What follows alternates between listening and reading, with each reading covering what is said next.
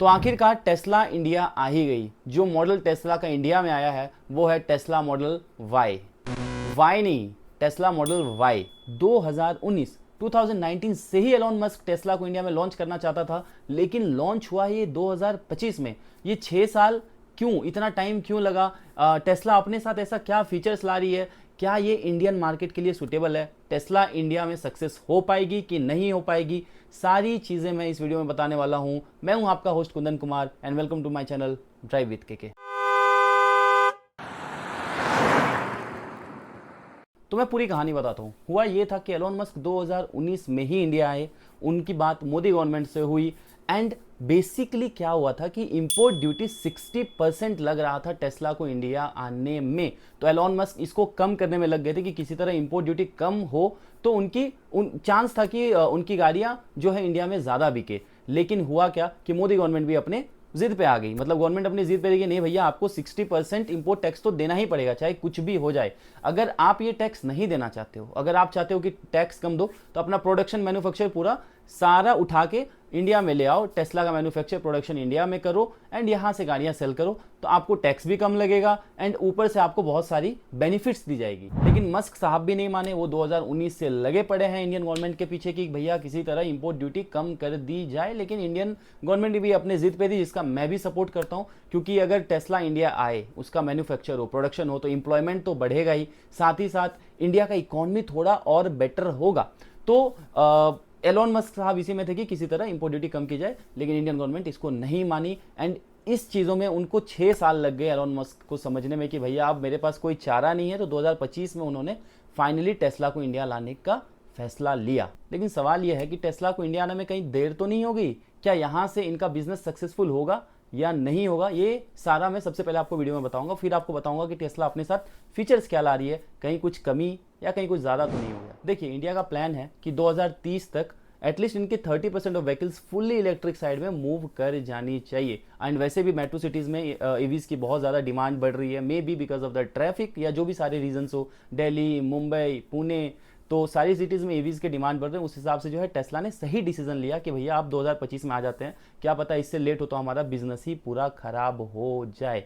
लेकिन Elon Musk के दिमाग में सिर्फ यही चीज़ थी कि पहले टेस्ला को हम लोग ट्राई करेंगे इंडियन मार्केट में। तो ये एक्चुअली एक तरह से आप बोल सकते हो कि जैसे उनका पहला शोरूम मुंबई में खुला है, it is just a test for Elon Musk कि चलो अब टेस्ला को इंडियन मार्केट में उतारा जाए। अभी अगर हम लोग मैन्युफैक्चर या प्रोडक्शन का देखेंगे इंडिया में एंड कहीं वो नहीं चली, तो मैन्युफैक्चर प्रोडक्शन में बहुत ज़्यादा पैसा लगेगा। तो पूरा का पूरा प्रोडक्शन प्लांट इंडिया में लाना टेस्ला के लिए इट्स नॉट ईजी, बहुत ही ज़्यादा पैसा खर्च करना पड़ेगा एलोन मस्क को। तो उन्होंने ये सोचा होगा कि चलिए अभी हम लोग ट्राई करते हैं कि टेस्ला इंडियन मार्केट में कैसा परफॉर्म करती है, उस हिसाब से फिर हम लोग आगे डिसीजन लेंगे कि मैन्युफैक्चर करना है कि नहीं करना है। तो देयर इज़ अ चांस कि अगर टेस्ला का बिजनेस अच्छा चले तो ज़रूर टेस्ला अपना प्रोडक्शन इंडिया में स्टार्ट करेगी, इट्स फॉर श्योर।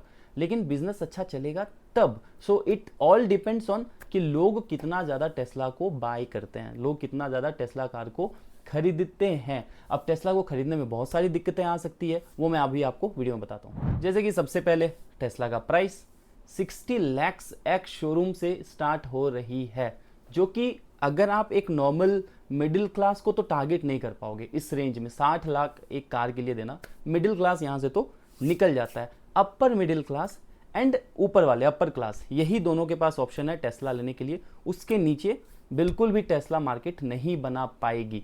तो इसीलिए एक डाउटफुल है कि भैया आप टेस्ला की तरफ लोग अपर मिडिल क्लास या अपर क्लास जो है मूव करेंगे कि नहीं करेंगे। आज के दिन में टेस्ला के अलावा भी बहुत सारे ऑप्शंस आ चुके हैं। अब इंडियन मार्केट में जितने ईवीज़ हैं, तो उसमें सबसे तगड़ा कंपटीशन टेस्ला का हो सकता है BYD के साथ, बिल्ड योर ड्रीम्स, ठीक है, उसके साथ हो सकता है। ये पिछले ही साल इंडिया आई है, चाइनीज़ कंपनी है, इनको 70% इंपोर्ट ड्यूटी टैक्स देना पड़ता है, टेस्ला को तो 60% ही देना पड़ रहा है। स्टिल BYD ने धीरे धीरे अपना नाम बना लिया है इंडिया में। इस साल की अगर बात करें तो BYD अभी तक मोर देन 15,000 कार्स सेल कर चुकी है टिल जुलाई एंड इनका मार्केट अभी और एक्सपेंड होता जा रहा है। Middle class and lower middle class को टेस्ला टारगेट नहीं कर सकती, upper middle class and upper class को ही टारगेट कर पाएगी। उसमें भी उनको they have to make sure कि वो मार्केटिंग अच्छे से हो, सारी चीज़ें बहुत अच्छे से हो, ऑर्गेनाइज्ड वे में हो एंड कुछ फीचर्स ऐसे डालें या कुछ ऐसा अलग करें जो ऑडियंस को टारगेट करे। देखिए ब्रांड वैल्यू तो बहुत बड़ा है और इंडिया में अगर ब्रांड वैल्यू है नहीं भी है तो भी एक बिजनेस जो है नीचे से ऊपर तक चला जाता है। तो टेस्ला की क्या ही बात करेंगे, बिल्कुल पॉसिबिलिटी है कि टेस्ला ऊपर तक जाए, नहीं भी जा सकती है। क्यों नहीं जा सकती? जैसे मैंने आपको BYD का ऑप्शन दिया।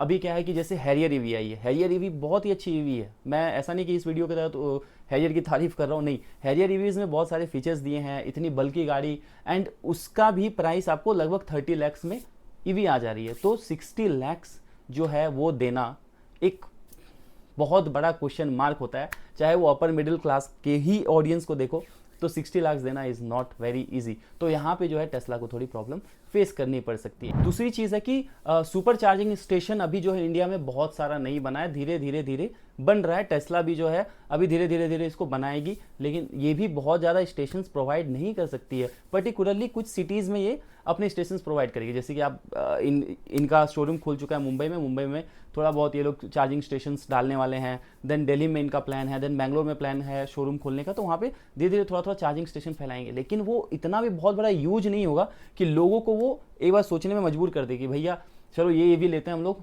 चार्जिंग में कोई प्रॉब्लम ही नहीं आएगी। टेस्ला एक यूएस कार ब्रांड है। यूएस कार ब्रांड्स का इंडिया में हिस्ट्री बहुत अच्छा नहीं रहा है। शेवरले आई, चली गई। फोर्ड, इससे बड़ा कार ब्रांड क्या हो सकता है? फोर्ड आई इंडिया में 2021 में, वो भी चली गई। जीप अभी सर्वाइव कर रही है इंडिया में। जीप कंपास की वजह से आई गुड से।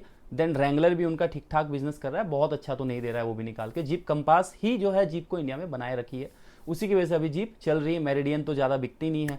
तो जीप का भी अगर आप देखोगे तो कुल मिला के बहुत अच्छा नहीं चल रहा है, ओके है, किसी तरह सर्वाइव कर रही है। टेस्ला का देखना है कि टेस्ला इंडिया में कैसा परफॉर्म करती है, बहुत बड़ा सवाल है। टेस्ला अपने साथ बहुत ही बड़ा ब्रांड वैल्यू लेके आता है, तो हो सकता है कि इनका बिजनेस इंडिया में चल जाए। लेकिन मैं आपको बार बार वीडियो में बोल रहा हूँ कि अगर कोई प्लान कर रहा है, देखिए आप जितने भी व्यूअर्स हो बहुत लोग इसमें से प्लान नहीं कर रहे हैं, मैं खुद प्लान नहीं कर रहा हूँ। मेरे को वीडियो बनानी है, इन्फॉर्मेशन शेयर करनी है, अपनी एनालिसिस आपको देनी है, निकल जाना है, ताकि आप लोग को भी समझ में आए टेस्ला के बारे में।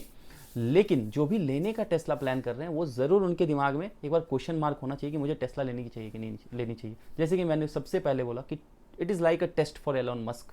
अब इस टेस्ट में वो पास होंगे नहीं होंगे पता नहीं, इनकी सर्विस क्या होगी टेस्ला की, एंड गलती से अगर टेस्ला यहाँ से चली जाती है तब फिर क्या होगा जो भी ओनर्स हैं। तो ये बहुत ही बड़ा सवाल। तो चलिए अब सवाल पे आता है कि टेस्ला का फ्यूचर इंडिया में क्या हो सकता है। मेरे अकॉर्डिंग भैया अगर आपका किसी का भी टेस्ला लेने का अगर प्लान हो तो थोड़ा वेट कर लो, देख लो क्या चल रहा है।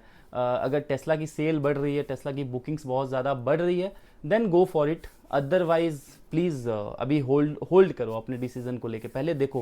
क्योंकि अगर टेस्ला का नंबर्स ज़्यादा नहीं होगा ना, बुकिंग्स ज़्यादा नहीं होगी या टेस्ला की सेल ज़्यादा नहीं होगी, तो उसके बाद मैं तो बोलूँगा बिल्कुल आप उसके लिए मत जाओ।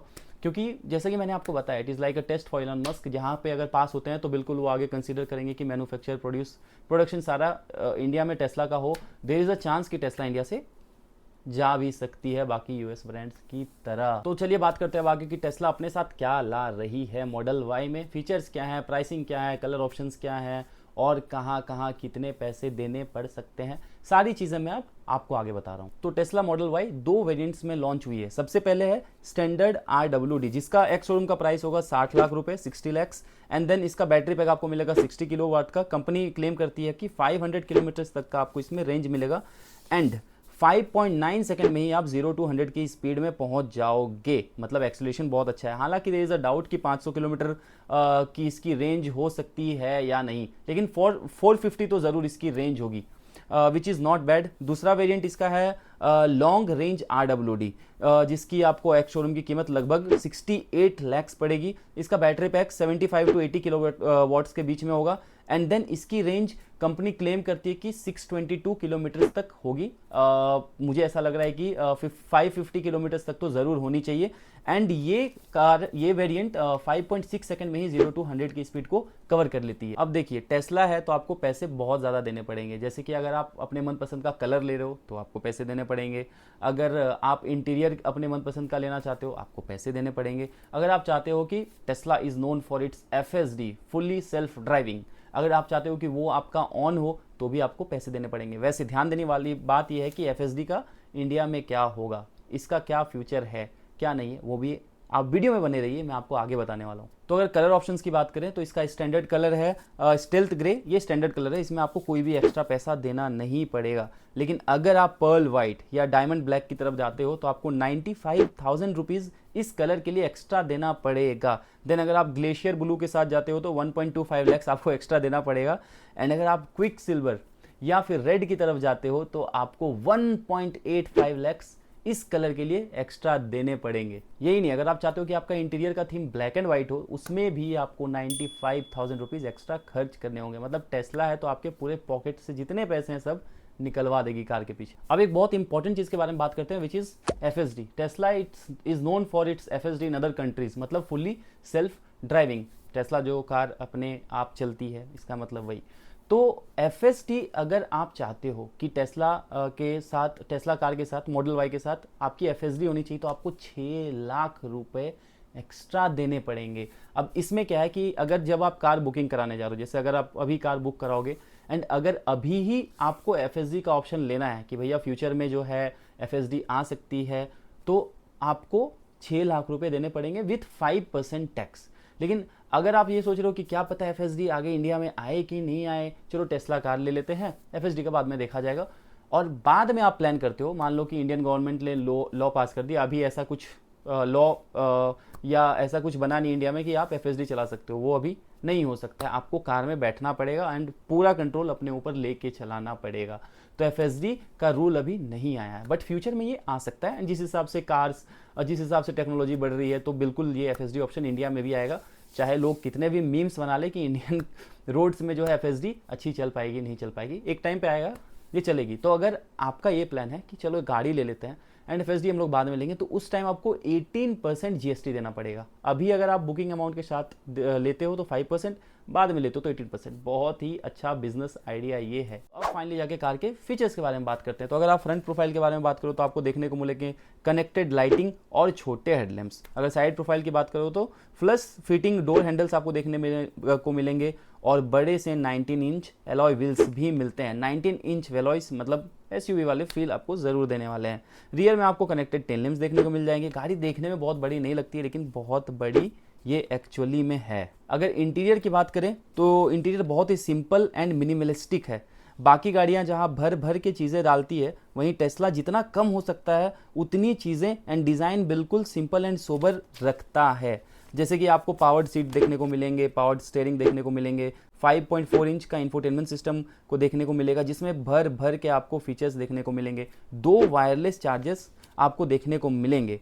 स्टीयरिंग के पास बस एक इंडिकेटर का कंट्रोल होगा, इसीलिए मैंने आपको बोला कि टेस्ला बहुत मिनिमलिस्टिक चीज़ें देती है। जितनी ज़रूरत है सिर्फ उतनी ही चीज़ें देगी, बाकी जितना भी कंट्रोल है सारा इंफोटेनमेंट के पास ही रहता है। जैसे mirror adjustment, light setting, steering adjustment, climate control, आपका जो स्पीडोमीटर होता है सारा आप देख सकते हो कि गाड़ी कितनी स्पीड में चल रही है, क्या चल रही है, सारा कुछ आप इंफोटेनमेंट सिस्टम में ही देख पाओगे। बात करते हैं सेल्फ ड्राइविंग को लेके, तो मैंने आपको बताया कि इंडिया में जो है अभी FSD अवेलेबल नहीं है, लेकिन आपको इसमें ADAS लेवल 2 ज़रूर देखने को मिलेगा। जैसे कि लेन डिपार्चर वार्निंग आपको मिलेगा, फॉरवर्ड कॉलिजन जैसे ADAS लेवल 2 देखने को आपको इस कार में मिल जाएगा। अब अगर पीछे साइड की बात करूं मैं कार की, तो आपको रियर वेंट AC के पास एक 8 इंच का स्क्रीन देखने को मिलेगा, जहां से आप रियर सीट रिक्लाइन एंगल को जो है कंट्रोल भी कर सकते हो। आप यहां पे नेटफ्लिक्स चला सकते हो, न्यूज़ देख सकते हो। एंड सबसे अच्छी बात है कि आगे का इंफोटेनमेंट सिस्टम अलग एंड पीछे की जो 8 इंच की स्क्रीन है वो अलग। मतलब आप ब्लूटूथ से कनेक्ट करके पीछे में जो है आराम से अपना सॉन्ग सुन सकते हो बिना ड्राइवर को डिस्टर्ब किए। ड्राइवर अपनी मर्जी से इंफोटेनमेंट में जो भी लगा ले। Still I am saying you, Elon Musk का एक टेस्ट ये कर रहे हैं कि अगर इंडिया में चला तो आगे वो प्रोडक्शन एंड मैन्युफैक्चर जो है सारा कुछ इंडिया में ले आएंगे, नहीं तो यही जो आपको इंडिया में प्रोवाइड हुआ है या तो वो इंपोर्ट होते रहेगी, और अगर बहुत ज़्यादा नहीं बिकी तो इंपोर्ट होते होते एक दिन खत्म होके चली जाएगी। तो डिसीजन आपके हाथ में है, आपको क्या करना है। हम लोग फिर मिलेंगे अपने नेक्स्ट वीडियो में। Till then tata bye bye, take care, जय हिंद।